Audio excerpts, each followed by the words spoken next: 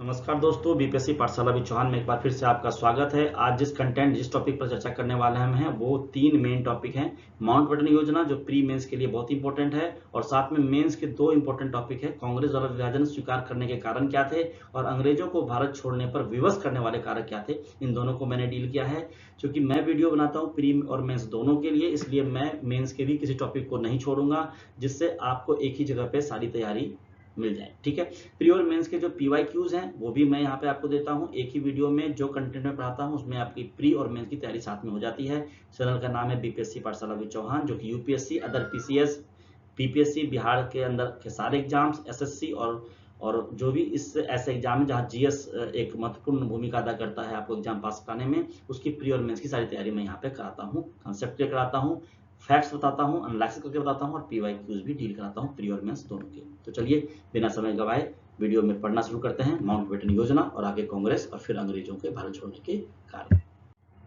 तो माउंटबेटन योजना की बात करते हैं जो 3 जून 1947 को आया था अस्तित्व में, उसके थोड़ा बैकग्राउंड को समझते हैं। तो 20 फरवरी 1947 को क्या हुआ था, 20th of Feb 1947 को क्लीमेंट एटली है ना ने घोषणा की कि जून 1948 तक सत्ता भारतीयों को सौंप दी जाएगी, और ये डेट एक फिक्स किया गया। ठीक है, अब क्लीमेंट एटली कौन थे, तो उस समय ब्रिटेन में लेबर पार्टी की सरकार आ गई थी, और एटली जो थे वो प्रधानमंत्री थे ब्रिटेन के। ठीक है, उसके बाद उसने क्या किया, लॉर्ड लुइस माउंटबेटन को अंतिम वायसराय बनाकर शीघ्र सत्ता हस्तांतरण का दायित्व इसको दिया।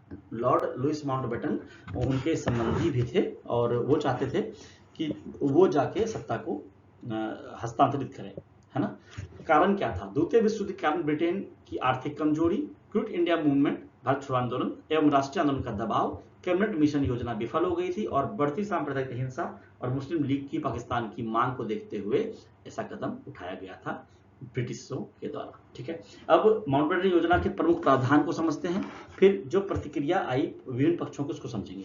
प्रावधान क्या थे, भारत का विभाजन होगा, ब्रिटिश भारत को भारत एवं पाकिस्तान 2 डोमिनियन में विभाजित किया जाएगा, पंजाब एवं बंगाल का विभाजन होगा, दोनों प्रांतों की विधानसभाएं मतदान कर विभाजन का निर्णय लेंगी, जनमत संग्रह होगा कहां कहां, एनडब्ल्यूएफपी उत्तर पश्चिम सीमा प्रांत पर तथा सिलहट आसाम में जनमत संग्रह होगा। यहाँ एक छोटी सी स्टोरी है, जब उत्तर पश्चिम सीमा प्रांत पर होता है जनमत संग्रह तो 1% ज्यादा वोट आ जाता है पाकिस्तान के पाले में, और वहां जो थे खान अब्दुल गफ्फार खान वो नहीं चाहते थे पाकिस्तान में जाना। जब जाते हैं तो वो भारतीय में कांग्रेसियों को बोलते हैं कि आप लोगों ने मुझे भेड़ियों के बीच में छोड़ दिया।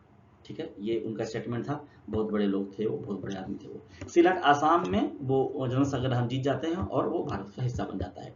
सीमा आयोग की बात करते हैं तो साइरिल रेडक्लिफ की अध्यक्षता में सीमा आयोग का गठन हुआ था, और भारत पाकिस्तान की सीमा निर्धारित करना उनका लक्ष्य था। रियासतों की बात करें तो भारत या पाकिस्तान में विलय का विकल्प दिया गया, उनका स्वतंत्र रहने का व्यवहारिक विकल्प नहीं था। मतलब अब माउंटबेटन योजना में ऐसा बोल दिया गया था, पटेल नेहरू के द्वारा समझाया गया था माउंटबेटन को कि इनको अलग अलग करोगे तो फिर 50 सैकड़ों देश हो जाएंगे, तो इनको कोई ऐसा विकल्प मत दो, इनको ये बोलो कि भारत में शामिल हो या पाकिस्तान में शामिल हो। ठीक है, संविधान सभा की बात करें तो भारत एवं पाकिस्तान की अलग अलग संविधान सभाओं का आयोजन किया गया, और स्वतंत्रता 15 अगस्त 1947 को सत्ता हस्तांतरण कर दिया गया। तो ये प्रमुख प्रावधान थे जो माउंटबेटन योजना के थे, इसको बिल्कुल रट लीजिएगा 1 2 3 4 5 बार पढ़ के। ठीक है, अब प्रतिक्रिया क्या रही, कांग्रेस ने अनिच्छा से स्वीकार किया क्योंकि ये विभाजन नहीं चाहते थे।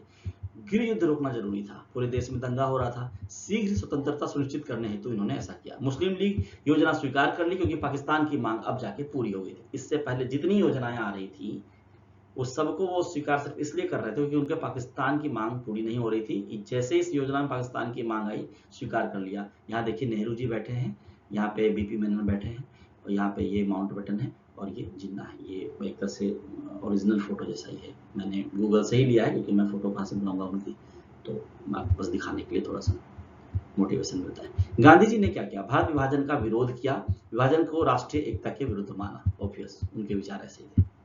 अब परिणाम क्या हुआ माउंटबेटन योजना का, इंडियन इंडिपेंडेंस एक्ट 1947 पारित हुआ 18 जुलाई 1947 को। भारत एवं पाकिस्तान दो स्वतंत्र डोमिनियन स्टेट बन गए। ठीक है, ब्रिटिश शासन का अंत हो गया, ब्रिटिश लोग चले गए। व्यापक सांप्रदायिक हिंसा हुआ, लगभग 1 से 1.5 करोड़ लोगों का विस्थापन हुआ, यहाँ से वहां से यहाँ, भारत से पाकिस्तान, पाकिस्तान से भारत। लगभग 10 से 15 लाख लोगों की मृत्यु हुई, ऐसा अनुमान है, ज्यादा भी हुई होगी। कश्मीर सहित अनेक विवादों की शुरुआत हुई, कश्मीर, जूनागढ़, हैदराबाद का जूनागढ़, ये सब जो था विवाद हुआ। ठीक है, माउंटबेटन योजना की आलोचना के बारे में क्या बोला जाता है और उसमें क्या लिख सकते हो आप, तो ये सारे पॉइंट्स हैं, आपको डील कर सकते हो। मैं बताता हूँ कैसे डील करना। सत्ता हस्तांतरण में अत्यधिक जल्दबाजी की गई। फिर वही बात है, जब 1948 जून में सत्ता देना था तो 47 में ही अगस्त में क्या जल्दबाजी थी देने की।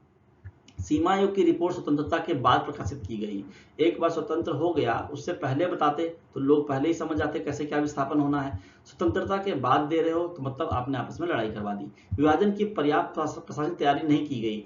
विभाजन की कोई तैयारी नहीं की गई, सीधा एक लेटर जारी किया गया, दोनों को सौंप दिया गया। शरणार्थियों एवं कानून व्यवस्था की योजना का अभाव था और पंजाब एवं बंगाल में हिंसा रोकने में सरकार विफल हो गई। ठीक है, माउंटबेटन योजना ने भारत की स्वतंत्रता का मार्ग प्रशस्त किया, किंतु जल्दबाजी में किए गए विभाजन के कारण व्यापक सांप्रदायिक हिंसा हुए, विस्थापन हुआ, दीर्घकालिक भारत पाकिस्तान विवादों की नींव भी रख दी। आज तक हम आपस में लड़ते आ रहे हैं, अंग्रेजों का ही देन है, या आप ये बोलिए कि हमने इसे चुना था। आगे है जो मेंस का टॉपिक शुरू हुआ है वो है कांग्रेस द्वारा विभाजन स्वीकार करने का। देखिए यूपीएससी ऐसे एग्जाम में तो यहाँ से भी प्री में प्रश्न पूछ देगा, इनमें से कौन सा कारण नहीं था, 4-5 पॉइंट देके। लेकिन प्री में वैसे नॉर्मल पीसीएस में से प्रश्न नहीं आते, मेंस में जरूर आते हैं। तो आप इसको मेंस के पॉइंट ऑफ व्यू से पढ़िएगा और ऐसे प्रश्न आ ही जाते हैं, आपको मिल जाएगा जब आप एग्जाम में बैठोगे तो कांग्रेस द्वारा विभाजन स्वीकार करने के क्या कारण थे। तो पहले इसको ऐसे समझिए कि प्रारंभ में कांग्रेस भारत के विभाजन के विरुद्ध थी। धीरे धीरे राजनीतिक परिस्थितियों, सांप्रदायिक तनाव एवं ब्रिटिश नीति के कारण कांग्रेस ने विभाजन को व्यवहारिक समाधान के रूप में स्वीकार किया। 1942 की घटना को देखते हैं। कांग्रेस ने विभाजन का विरोध किया पर आत्मनिर्णय का सिद्धांत स्वीकार किया। 1944 में राजागोपालाचारी सूत्र आया जो मैंने आपको पढ़ाया है। 1944 में ही गांधी जिन्ना वार्ता हुई। 16 अगस्त 1946 को प्रत्यक्ष कार्रवाई दिवस डायरेक्ट एक्शन डे हुआ और 6 दिसंबर 1946 को ब्रिटिश सरकार का कैबिनेट मिशन संबंधी वक्तव्य जारी हुआ। तो ये सब कारण बने कि कांग्रेस ने कहा कि चलो विभाजन स्वीकार करते हैं, देश को साथ करते हैं। कांग्रेस द्वारा विभाजन स्वीकार करने के मुख्य कारण, मेन जो कारण है वो हम पॉइंट वाइज पढ़ेंगे। तो कांग्रेस के रुख में क्रमिक परिवर्तन। 2 अप्रैल 1942 को कांग्रेस ने विभाजन का विरोध किया। साथ ही यह भी कहा कि किसी प्रादेशिक इकाई को उसकी इच्छा के विरुद्ध भारतीय संघ में नहीं रखा जाएगा और इससे आत्मनिर्णय सिद्धांत को अप्रत्यक्ष स्वीकृति मिली। देखिए, किसी भी प्रादेशिक इकाई, प्रांत जो है, जो प्रादेशिक इकाई हैं, जो रियासतें हैं, उनकी इच्छा के विरुद्ध संघ में शामिल नहीं करेंगे भारत में। इससे क्या हुआ, आपने उनको बोल दिया कि आप खुद ही निर्णय ले लो। तो एक तरह से अप्रत्यक्ष रूप से आपने स्वीकृति दे दी जो कि आपको नहीं देनी थी। ठीक है, राजगोपालाचारी फॉर्मूला की बात करते हैं जो 1944 में, जो मैंने डिटेल से पीछे पढ़ाया है। मुस्लिम बहुल क्षेत्रों में जनमत संग्रह द्वारा विभाजन स्वीकार करने का प्रस्ताव था। पहली बार कांग्रेस के एक बड़े नेता ने विभाजन की संभावना स्वीकार की। ठीक है, श्री राजगोपालाचारी कौन थे, कांग्रेस के नेता थे। इन्होंने कहा कि मुस्लिम बहुल क्षेत्रों में जनमत संग्रह कर देते हैं। ठीक है, और उसमें जिन्ना ने कहा कि नहीं, अगर जनमत संग्रह करोगे सिर्फ मुसलमान ही वोट देंगे, दूसरे धर्म वाले वोट नहीं देंगे, तो वे अस्वीकार कर दिया इसको। लेकिन जो राजगोपालाचारी थे, सीआर राजगोपालाचारी, ये जो थे राजा जी, ये तो कांग्रेस के नेता थे। तो ऐसा कहा गया कि पहली बार कांग्रेस के एक बड़े नेता ने विभाजन की संभावना को स्वीकार कर लिया। अब गांधी जिन्ना वार्ता की बात करते हैं। 1944 गांधी जी ने 2 संप्रभु राज्यों की संभावना पर चर्चा की, रक्षा, विदेश नीति आदि पर समझौते का सुझाव दिया। इससे विभाजन के सिद्धांत को नैतिक वैधता मिली। देखिए, आप हमेशा पढ़ोगे गांधी जी विभाजन के विरुद्ध थे, लेकिन आप देखिए जिन्ना वार्ता और गांधी वार्ता में क्या हो रहा था। गांधी जिन्ना वार्ता में गांधी जी ने कहा 2 संप्रभु राज्य बनेंगे और रक्षा, विदेश नीति आदि पर समझौते कर लेंगे आपस में। मतलब आप मान के चल रहे थे कि 2 राज्य बना देते हैं, है ना। इससे विभाजन के सिद्धांत को नैतिक वैधता मिली क्योंकि गांधी जी ने यह बात कह दी थी। कैबिनेट मिशन योजना की विफलता। कैबिनेट मिशन जब आता है 1946 में, तो कांग्रेस और मुस्लिम लीग में समझौता नहीं हो पाता है। ब्रिटिश सरकार 6 दिसंबर 1946 को यह स्पष्ट किया था कि किसी भी अनिच्छुक क्षेत्र पर संविधान नहीं थोपा जाएगा। कांग्रेस के सामने केवल 2 विकल्प बचे, कैबिनेट मिशन योजना को पूरी तरह से स्वीकार करना या विभाजन को स्वीकार करना। उन्होंने विभाजन को स्वीकार। मुस्लिम लीग की प्रत्यक्ष कार्रवाई। जो 16 अगस्त 1946 को डायरेक्ट एक्शन डे हुआ था, उसमें बंगाल, बिहार, पंजाब आदि में भीषण सांप्रदायिक दंगे हुए। कांग्रेस को लगा कि संयुक्त भारत में अस्थायी शांति कठिन होगी, इसलिए इनको अलग रहने दो। ठीक है, गृहयुद्ध की आशंका। हिंदू मुस्लिम हिंसा लगातार बढ़ रही थी। विभाजन को व्यापक गृहयुद्ध रोकने के उपाय माना गया। मतलब विभाजन हो जाएगा तो गृहयुद्ध रुक जाएगा। गृहयुद्ध था ना, दोनों एक साथ होते थे उस समय। शीघ्र स्वतंत्रता की आवश्यकता। कांग्रेस नेतृत्व को लगा कि विभाजन स्वीकार करने से सत्ता का शीघ्र हस्तांतरण संभव होगा। अधिक विलंब से अराजकता और हिंसा बढ़ने की आशंका है, इसलिए विभाजन को स्वीकार करें। ये सारे पॉइंट्स आपको लिखने हैं मेंस में, ठीक है। ये मैंने उस समय का पेपर 1947 का पेपर कहीं से निकाल के कटिंग वैसे ही आपको चिपकाया है गूगल से लेके। इसमें आप देख रहे हो हिंदुस्तान का उस समय का दैनिक का है, कांग्रेस द्वारा भारत विभाजन योजना स्वीकृत, जो हम पढ़ रहे हैं। भारी बहुमत से कार्य समिति के फैसले की पुष्टि, महासमिति का अधिवेशन समाप्त। और यह है India independent, British rule end. ये उस समय हिंदुस्तान टाइम्स में आया था, तो ये दोनों कटिंग था उसमें नेट पे अवेलेबल, तो मैंने डाला है बस थोड़ा सा आपको इंटरेस्ट कराने के लिए। अगला जो टॉपिक है मेंस का वो है अंग्रेजों को भारत छोड़ने पर विवश करने वाले कारण। एक तो कांग्रेस ने विभाजन स्वीकार किया, कारण क्या थे हमने पढ़ लिया। अब हम पढ़ेंगे कि ऐसा क्या कारण बन गया जो अंग्रेज भारत को छोड़ना नहीं चाहते थे, उपनिवेशवाद बना के रखना चाहते थे, हम उनके लिए सोने की चिड़िया थे, वो भारत छोड़ने पे विवश हो गए। तो उसके भी हम पॉइंट वाइज तैयारी कर लेते हैं। तो भारत की स्वतंत्रता केवल एक कारण का परिणाम नहीं थी, बल्कि जन आंदोलन, जो आंदोलन होते देश के अंदर, क्रांतिकारी गतिविधियां जो हम लड़ रहे थे उनसे, सैन्य विद्रोह 1857 शुरू हो गया था, अंतर्राष्ट्रीय परिस्थितियों तथा ब्रिटेन की आंतरिक कमजोरियों के संयुक्त प्रभाव का परिणाम थे। एक ही कारण नहीं था, ठीक है। प्रमुख कारकों को हम डिटेल से पढ़ते हैं। पहला है जन आंदोलन। महात्मा गांधी के नेतृत्व में असहयोग, सविनय अवज्ञा भारत छोड़ो आंदोलन 1942 ने ब्रिटिश शासन की वैधता को कमजोर किया। व्यापक जन भागीदारी ने शासन चलाना कठिन बना दिया। जब लोग जन भागीदारी नहीं करेंगे, अवज्ञा करेंगे, असहयोग करेंगे, तो शासन कैसे चलेगा? तो वो छोड़ने को बाध्य हुए। आजाद हिंद फौज की बात करते हैं। सुभाष चंद्र बोस द्वारा स्थापित आईएनए ने भारतीय सैनिकों में राष्ट्रवादी चेतना जगाई। आईएनए मुकदमा जब हुआ रेड फोर्ट पे जो चला था, भूलाभाई देसाई जो थे, उसमें पूरे देश में ब्रिटिश विरोधी भावना को तीव्र किया। ये मैं डिटेल से आपको पढ़ा चुका हूं दोनों चीज, ठीक है। 1946 का रॉयल इंडियन नेवी विद्रोह, ये भी उसी समय हुआ था आने के बाद। नौसेना, वायुसेना और सेना के कुछ हिस्सों में असंतोष से ब्रिटेन को स्पष्ट हो गया कि भारतीय सशस्त्र बलों पर उसका नियंत्रण अब कमजोर पड़ चुका है, उनके खिलाफ हो जाएंगे। द्वितीय विश्व युद्ध का प्रभाव। युद्ध के बाद ब्रिटेन आर्थिक रूप से कमजोर हो गया और लंबे समय तक भारत पर शासन बनाए रखना कठिन हो गया। क्रांतिकारियों का योगदान, भगत सिंह, चंद्रशेखर आजाद, रामप्रसाद बिस्मिल, ये इन सबके बलिदान ने राष्ट्रीय चेतना को प्रबल किया। राजनीतिक परिवर्तन। क्लीमेंट एटली जो लेबर पार्टी के आए, उनकी सरकार ने भारत को सत्ता हस्तांतरण करने का निर्णय लिया। ये सारे घटनाएं घटी तब जाके भारत आजाद हुआ, ऐसा नहीं कि वैसे छुप चले गए, ठीक है।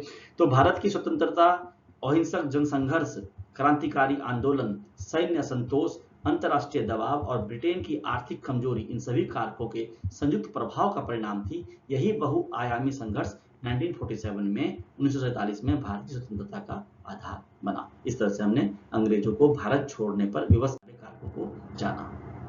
अब हम प्री में जो प्रश्न पूछे गए हैं उस पर एक बार चर्चा कर लेते हैं, फिर मेंस की चर्चा कर लेंगे। तो माउंटबेटन योजना 3 जून 1947 को था। उसका प्रमुख उद्देश्य क्या था? तो प्रमुख उद्देश्य था ब्रिटिश भारत का विभाजन और सत्ता का हस्तांतरण, ठीक है। माउंटबेटन योजना के तहत जनमत संग्रह किस क्षेत्र में कराया गया था? उत्तर पश्चिम सीमा प्रांत में और असम का सिलहट जिला, मैंने पढ़ाया है पीछे। ये सब पूछे गए प्रश्न है। भारत के विभाजन के समय कांग्रेस द्वारा विभाजन स्वीकार करने का सबसे प्रमुख कारण क्या था? सांप्रदायिक दंगों और गृह युद्ध को रोकना, ये पीछे पढ़ाया है आपको। ब्रिटिश प्रधानमंत्री क्लेमेंट एटली द्वारा किस तिथि को अंग्रेजों द्वारा भारत छोड़ने की घोषणा की गई थी? 20 फरवरी 1947। मेरे ख्याल से ये थोड़ा सा गलत हो रहा है, ये 1948 की बात है। इसको एक बार डिटेल से आप देख लीजिएगा, है ना। माउंटबेटन योजना का प्रथम प्रारूप ड्राफ्ट, जिसे कांग्रेस ने बाल्कनीकरण की योजना कहकर खारिज कर दिया था, उसे क्या कहा जाता है? उसे कहा जाता है डिकी बर्ड प्लान। डिकी बोलते थे, माउंटबेटन का निकनेम था डिकी, ठीक है। और बर्ड एक बंदा था। 1947 में भारत और पाकिस्तान के बीच अंतर्राष्ट्रीय सीमा रेखा खींचने के लिए गठित सीमा आयोग के अध्यक्ष कौन थे? रेडक्लिफ लाइन अभी बोलते हैं। भारतीय स्वतंत्रता अधिनियम 1947 किस योजना पर आधारित था? माउंटबेटन योजना। 3 जून 1947 को घोषित माउंटबेटन योजना ने किस योजना प्लान को प्रतिस्थापित किया? Plan Balkan Dickie Bird plan, ठीक है। आगे है मेंस में कैसे प्रश्न आते हैं। तो माउंटबेटन योजना विभाजन को स्वीकार करने के लिए एक व्यवस्था थी, ना कि स्वेच्छा से लिया गया निर्णय। आप पीछे पढ़ोगे कंसेप्ट क्लियर हो जाएगा। 3 जून 1947 की योजना के प्रमुख प्रावधान क्या थे? मैंने पढ़ा दिया है। 1947 में यूपीएससी का मेंस का प्रश्न है। 1947 में भारतीय राष्ट्रीय कांग्रेस देश के विभाजन के लिए क्यों सहमत हुई? क्यों विभाजन स्वीकार किया? पूरा मैंने पॉइंट्स बता दिया आपको। किन परिस्थितियों के कारण कांग्रेस नेतृत्व ने माउंटबेटन योजना को स्वीकार किया? ये भी पीछे पॉइंट वाइज पढ़ा दिया मैंने। उन प्रमुख कारकों का आलोचनात्मक परीक्षण कीजिए। यहाँ पे थोड़ा सा डीप जाना है, मतलब आलोचनात्मक परीक्षण कीजिए बोल रहा है, जिन्होंने अंग्रेजों को भारत छोड़ने पर विवश किया। मैंने पीछे पढ़ाया है। क्या इसमें केवल स्वतंत्र संग्राम का योगदान था? नहीं, अंतर्राष्ट्रीय परिस्थितियां भी थी। ये सब डिटेल वहां से पढ़ाया पीछे आपको, यूपीएससी GS 1 में पूछा गया है ये। द्वितीय विश्व युद्ध के पश्चात ब्रिटिश साम्राज्य की स्थिति और भारत की स्वतंत्रता के अंतर संबंधों की चर्चा कीजिए। ये भी हमने आपको पढ़ाया है। इस तरह से हमने ये पूरा पॉइंट क्लियर किया। अगला जो टॉपिक होगा भारत में सिविल सेवाओं का विकास पे होगा। ये भी मेंस का टॉपिक है। ब्रिटिश काल में कैसे विकास हुआ और भारत में कैसे भारतीयकरण कैसे हुआ ये भी पढ़ाऊंगा, और भारत में न्यायपालिका का विकास कैसे हुआ वो पढ़ाऊंगा। फिर मैं भारत में प्रेस का विकास पढ़ाऊंगा, आगे और भी चीजें पढ़ाऊंगा। मेंस अब 3, 4, 5 वीडियो और आएगा, और मेंस अब आपका मॉडर्न हिस्ट्री पूरा समाप्त हो जाएगा विद इंडियन नेशनल मूवमेंट। तो दोस्तों अंत तक वीडियो में बने रहने के लिए बहुत बहुत धन्यवाद। अगले वीडियो में हम जल्दी ही मिलेंगे। और बीपीएससी पाठशाला विद चौहान जो है आपका अपना चैनल है, इसको लाइक कीजिए, सब्सक्राइब कीजिए, दोस्तों से फैमिली में शेयर कीजिए और ज़्यादा से ज़्यादा इस चैनल को फैलाइए। प्री और मेंस की तैयारी आपको मुफ्त में यहाँ पे कराई जाती है, इसका फ़ायदा उठाइए। तो अंत तक वीडियो देखने के लिए एक बार फिर से आपका धन्यवाद। तब तक पढ़ते रहिए, अगले वीडियो में फिर मिलेंगे। मस्त रहिए।